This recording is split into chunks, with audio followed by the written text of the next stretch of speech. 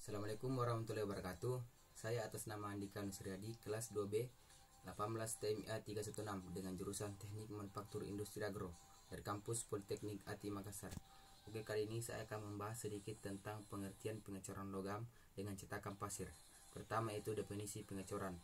Pengecoran dengan cetakan pasir merupakan proses pengecoran yang paling banyak digunakan. Hampir semua logam paduan alloy bisa dituang pada cetakan pasir. Proses pengecoran dengan cetakan pasir juga dapat digunakan untuk logam dengan suhu cair tinggi seperti baja, nikel, dan titanium. Proses pengecoran ini fleksibel, mampu sangat besar dan dalam jumlah produksi hingga jutaan pengecoran dengan cetakan pasir. Dikenal dengan sebutan sand casting dan sand mold casting. Tahap singkat proses ini yaitu menuangkan logam cair ke dalam cetakan pasir, membiarkan logam tersebut dingin dan keras, kemudian memecah cetakan untuk mengambil hasil cor. Hasil cor harus dibersihkan dan diperiksa. Tahap singkat proses ini yaitu menuangkan logam cair ke dalam cetakan pasir, membiarkan logam tersebut dingin dan keras, kemudian memecah cetakan untuk mengambil hasil cor. Hasil cor ini harus dibersihkan dan diperiksa. Kadang perlakuan yang diperlukan untuk meningkatkan sifat metalurgi. Rongga dalam cetakan pasir dibentuk dengan sebuah pola atau duplikasi. Cetakan juga memiliki sistem saluran dan riser. Kadang inti core diperlukan untuk membuat produk cor berlubang. Adapun kelebihan cetakan pasir yaitu pertama, desain fleksibel, kedua, mampu membuat bentuk kompleks, tiga, pilihan logam yang dapat dicor banyak, 4, biaya alat relatif murah. Cetakan pasir merupakan cetakan yang paling banyak digunakan karena memiliki banyak keunggulan, yang dimana keunggulannya itu dapat mencetak logam dengan titik lebur yang tinggi, lalu dapat mencetak benda cor dari kecil hingga besar, dan jumlah produksi dari 1 ke jutaan. Adapun jenis-jenis cetakan pasir atau sand casting, yaitu cetakan pasir basah, merupakan cetakan yang banyak digunakan dan paling murah. Cetakan pasir basah berarti pasir cetak itu masih cukup mengandung air atau lembab. Cetakan ini sebelum dituangkan logam cair, terlebih dahulu permukaan dalam cetakan dipanaskan atau dikeringkan. Dalam cetakan pasir basah ini memiliki juga keunggulan. Keunggulannya yaitu memiliki collapsibility yang baik, permeabilitas baik, dapat direklamasi dan digunakan kembali, dan harga relatif murah. Adapun juga kelemahannya yaitu uap lembab dalam pasir basah menyebabkan kerusakan pada beberapa coran, tergantung pada logam dan geometrik coran. Itu B, itu lagi cetakan pasir kering adalah dibakar dalam sebuah oven dengan temperatur berkisar antara 204 derajat sampai 316 derajat Celcius.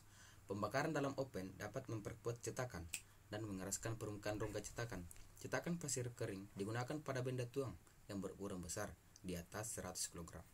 Adapun keunggulannya yaitu dimensi produk cetak lebih baik, dan kelebihannya yaitu dimana A, lebih mahal dibandingkan dengan cetakan pasir basah, B, laju produksi lebih rendah karena dibutuhkan waktu pengeringan, C, pemakaian terbatas untuk coran yang medium dan besar dalam laju produksi rendah. Bagian C yaitu cetakan kulit kering adalah diperoleh dengan mengeringkan permukaan pasir basah dengan kedalaman 1,2 cm sampai dengan 2,5 cm pada permukaan rongga cetakan. Bahan perekat khusus harus ditambahkan pada campuran pasir untuk memperkuat permukaan rongga cetak. Adapun bagian-bagian dari cetakan pasir sand casting itu dalam secara umum dalam proses cetakan harus memiliki bagian-bagian utama yaitu sebagai berikut. A, core atau inti. Fungsinya adalah membuat rongga pada benda coran. Inti dibuat terpisah dengan cetakan yang dirakit pada saat cetakan akan digunakan. Bahan ini harus tahan menahan temperatur cair logam, paling kurang bahannya dari pasir. B, gating system atau sistem saluran masuk, merupakan saluran masuk ke rongga cetakan dari saluran turun. Gating system suatu cetakan dapat lebih dari satu tergantung dengan ukuran rongga cetakan yang akan diisi oleh logam cair. C, sprue atau saluran turun, merupakan saluran masuk dari luar dengan posisi vertikal. Saluran ini juga dapat lebih dari satu tergantung kecepatan penuangan yang diinginkan. Dan D. Reser, yaitu penambah, merupakan cadangan logam cair yang berguna dalam mengisi kembali rongga cetakan bila terjadi penyusut akibat solidifikasi.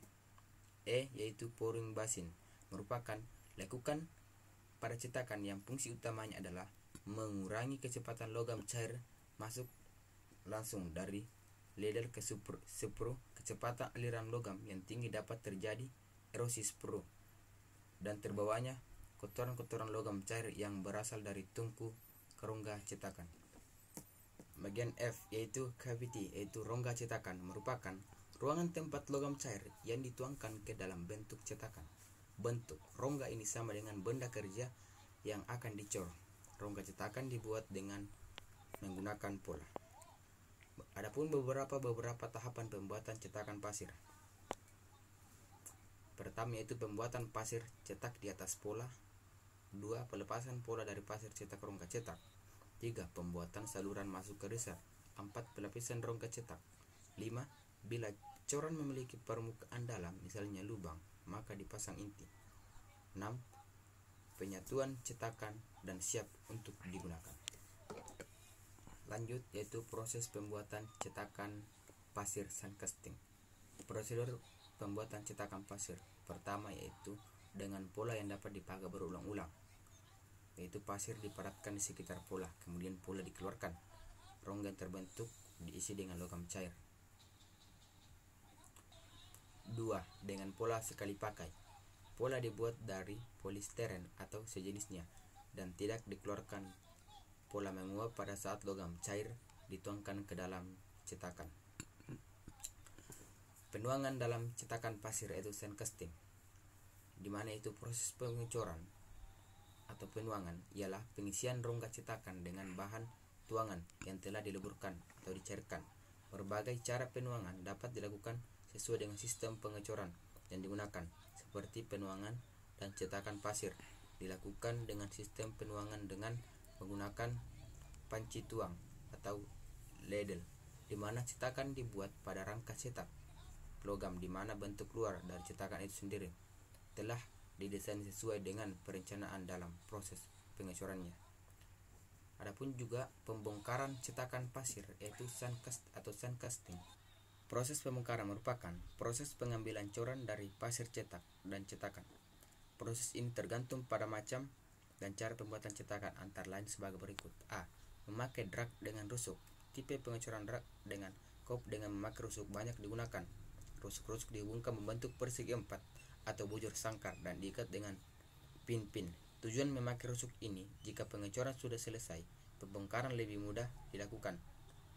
Sebelum dilakukan pembongkaran dan pemisahan coran antara kup dan drag harus dipisahkan dahulu dengan membuka pin pengikat kup dan drag. B. Memakai drag tanpa rusuk. Tipe ini digunakan pengecoran benda-benda tertentu. Metode pembongkaran drag dan kup lebih sederhana, namun kemungkinan bingkai menjadi rusak lebih besar dari tipe rusuk. Untuk memisahkan benda coran tanpa terlebih dahulu memisahkan kup dan drag, cetakan dan coran bisa langsung didorong bersama pasir di atas mesin pembongkar, atau bila dipisahkan pasirnya dengan dipukul atau dengan mesin pembongkar. Hal yang harus diperhatikan dalam pembuatan cetakan pasir sandcasting yaitu teknik pemadatan dalam cetakan pasir cetak. Pemadatan cetakan pada metode pasir cetak basah dimaksudkan untuk mendapatkan kekerasan atau kekuatan sehingga pasir cetak mampu menahan tekanan-tekanan ataupun pengaruh-pengaruh mekanik baik dari cair logam maupun dari lingkungannya, serta untuk menghasilkan bentuk rongga sekaligus mempertahankan bentuk rongga. Sifat-sifat pasir cetak. A. Pasir cetak basah. B. Pasir cetak kering. C. Penguatan oleh udara. D. Sifat-sifat panas. E. Sifat-sifat sisa. Adapun syarat-syarat dalam pasir cetak yaitu A. Mempunyai sifat mampu membantu bentuk. B. Permeabilitas pasir yang sesuai. C. Distribusi ukuran besar butir pasir sesuai. D. Tahan terhadap tingginya suhu logam cair selama penuangan. E. Perbandingan komposisi yang sesuai antara bahan baku pasir dengan bahan pengikat atau tambah lainnya. F. Yaitu pasir harus dapat digunakan berulang-ulang sehingga lebih ekonomis. Sedikit materi yang sempat saya paparkan, lebih dan kurangnya mohon dimaafkan. Wabillahi taufiq wal hidayah. Wassalamualaikum warahmatullahi wabarakatuh.